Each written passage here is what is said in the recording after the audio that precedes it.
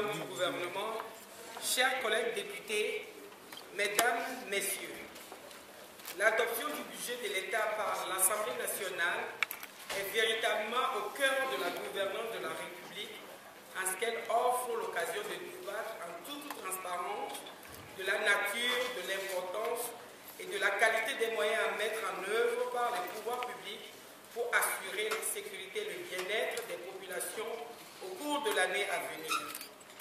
C'est donc un exercice qui révèle une importance particulière, à la fois pour les élus que nous sommes et pour les populations que nous représentons. C'est donc avec grand soin, avec sérieux, avec expertise et professionnalisme que cet exercice devait être préparé et conduit.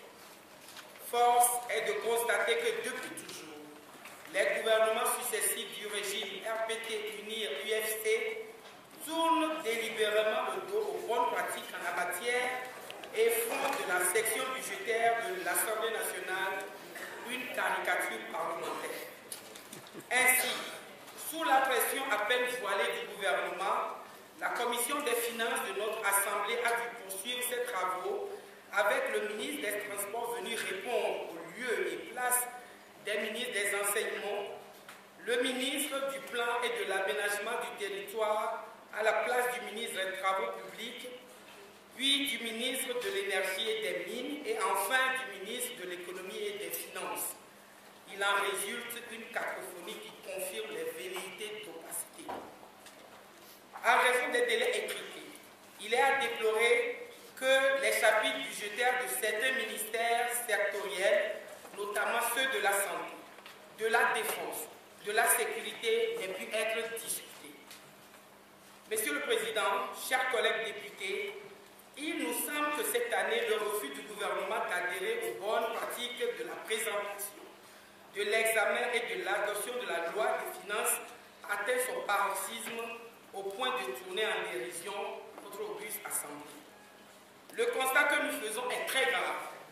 Il confirme à maints égards que le gouvernement n'est nullement préoccupé par le bien-être et l'intérêt des populations.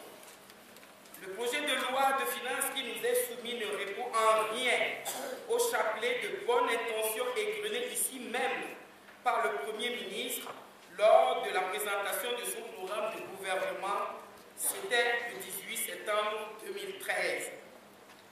Même les répartitions sectorielles des ressources suivant les priorités sur lesquelles le gouvernement prétend avoir réuni l'adhésion de l'ensemble des populations togolaises à travers la stratégie de croissance accélérée et de promotion de l'emploi SCAP ne sont nullement respectées. Le projet du budget du ministère des Enseignements primaires et secondaires n'indique aucune marge de manœuvre pour la prise en considération des négociations avec les syndicats des enseignants.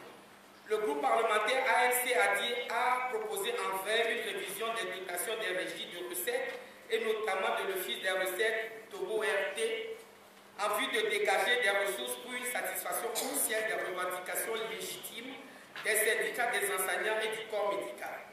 Dans le même temps, une dotation de 1,3 milliard de francs CFA est prévue pour la consommation d'électricité de la présidente de la République.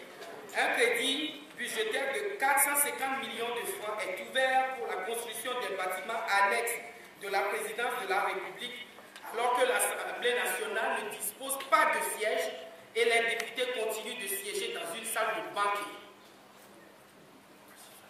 Au total, comme chaque année, par des manœuvres grossières, le gouvernement use de sa majorité pour légaliser l'exposition des ressources de l'État à la corruption, à la gabegie et au détournement. Le 18 septembre dernier, dans sa réaction à la présentation du programme d'action du gouvernement, le groupe ANC a exprimé sa disponibilité à soutenir le gouvernement chaque fois que l'action du gouvernement aura pour finalité la collecte transparente et juste des ressources, l'amélioration des conditions de vie des populations togolaises et l'amélioration des conditions d'études des travailleurs. Nous constatons avec regret que le gouvernement fait fi des mesures d'apaisement qu'appelle la situation sociopolitique tourmentée de notre pays. En raison de ce qui précède, le projet de loi de finances 2014 ne saurait recevoir la caution du groupe ANC a dit, Je vous remercie de votre aimable attention.